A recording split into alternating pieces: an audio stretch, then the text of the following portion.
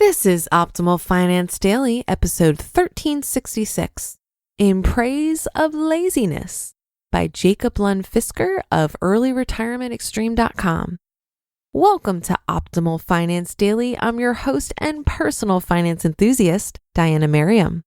This is the podcast where I read to you from some of the best blogs on personal finance every day, including weekends and holidays.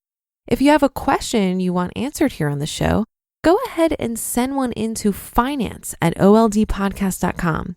And make sure you check out the other awesome podcasts in our network on topics like health, relationships, and personal development. Just search for Optimal Living Daily wherever you listen to your podcasts. For now, let's get right to it and continue optimizing your life. In Praise of Laziness by Jacob Lund Fisker of earlyretirementextreme.com. My wife tells me that I am exceptionally lazy, which I hear as being exceptional something. However, my laziness is of a certain peculiar kind in that I will go to great lengths to avoid having to go to great lengths. For instance, instead of adding to the amount of dirty utensils when I'm cooking by using a different pot, a different spoon, etc. for everything, I will tend to combine ingredients in the same pot or rinse off the ladle I'm currently using to use it in another pot. Rinsing something off is far easier than letting the food dry and then trying to get it off. I'll even go so far as to not make certain dishes if they take too long. For instance, I will not spend 60 minutes making something that takes 10 minutes to eat when I can make something in 10 minutes that is just as fulfilling. Consequently, I rarely leave a mess in the kitchen when I'm done. Actually, I'm not lazy as much as I am efficient, or so I'd like to think. One of the things that sometimes comes up when people have money trouble is whether to spend less or earn more. Here, a very, very, very, very common mistake is the inability to tell the difference between price and value. If you are asked whether you prefer to earn more or spend less, you are really being asked about your price preference. What you actually should be concerned about is, how do I get more value with less effort? If we return to the cooking example from earlier and use it analogously to the way GDP is measured, it's clear that if someone uses 3 different pots and pans to make a sauce, 3 ladles, 2 knives, a cutting board, plus the mess that's left on the kitchen table, then that person would contribute more to GDP. That person would be more productive, and we all hail productivity as being virtuous. Why some people actually believe that being industrious is sure to guarantee them a good seat in the afterlife.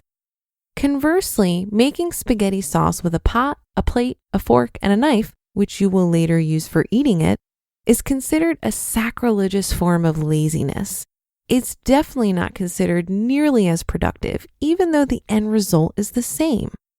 Actually, as with practically anything that does not fit their conformist thinking, the good people at Psychologists R Us have deemed laziness a personality disorder, and it will send you straight to hell according to religion.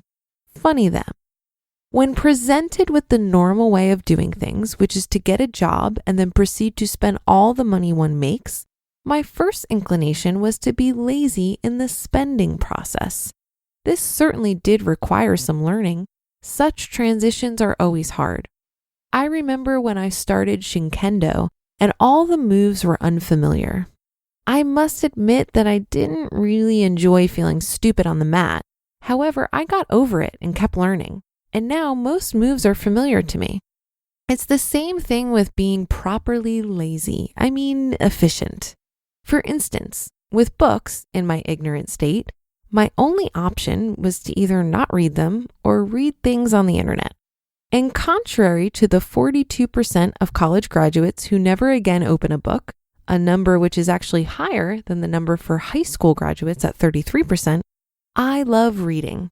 Today, I have many sources of books, such as the library and swapping. I don't find the choices lacking, and I pay almost nothing. Following this transition, I discovered how to get the same value for 3/4 of what I previously spent. Now, at that point, I did not actively seek to work less and simply did what I enjoyed doing regardless of what it paid. If you enjoy what you do, I see no problem with making money from it. I like money. My issue is that by being efficient, making more money is kind of like making more ice creams when you already had a couple. Imagine that ice cream was the sole purpose of life. Now, most people would be working hard to make 4 ice cream cones.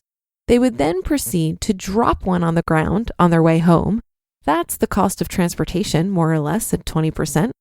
Lose another one in one of their many bedrooms. That's the cost of large housing, another 25%. And after eating one, decide that that was good enough, put the last one in the fridge and forget it was there.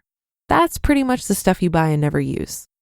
Now, excuse me for being dense, but what would be the purpose to ask your boss for more responsibility or negotiate a higher salary, for instance, a 5th ice cream cone, if all it did in general was perhaps to allow you to lose it on the way home, forget it in the bathroom, or drop it in your garage? Yes, I know it's an affront to not want to make more of them. If I say I only make 1 ice cream cone, people will think I'm starving and eating dirt because I clearly am a klutz like everyone else and drop my food all over without getting to eat it. And with only 1 cone, it seems impossible that I would get to eat it. I know that. I have tried to explain that one only needs to be careful with the 1 cone, and then that's all you really need, and we both have ice cream. But apparently I'm not the only one being dense. You just listened to the post titled In Praise of Laziness by Jacob Lund Fisker of earlyretirementextreme.com. I get the sense that Jacob was a bit high on ice cream when he wrote this article, but he actually makes a great point about efficiency and resourcefulness here. If you aren't careful with the money you have now, making more money is likely not going to lead you to wealth building. Your habit of spending is more likely going to diminish your increased earnings as much as it's affecting your ability to save now. It reminds me of when I started becoming really interested in personal finance, and I had the realization that if I can't manage $1,000, then I can't manage $1 million either.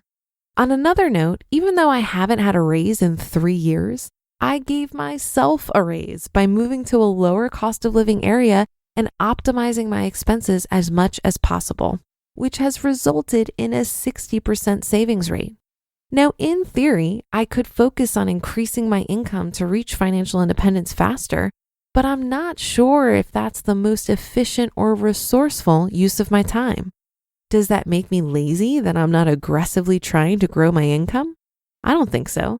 I think recognizing how much is enough is counterintuitive in our culture, but it's going to serve me better in the long run. By settling in and maintaining my 60% savings rate versus pushing it higher, I'm less likely to burn out on my pursuit of financial independence. So in that sense, my, these are air quotes here, laziness starts to become a pretty solid strategy. And that should do it for today. Have a happy rest of your day, and I'll see you for the Sunday show tomorrow, where your optimal life awaits.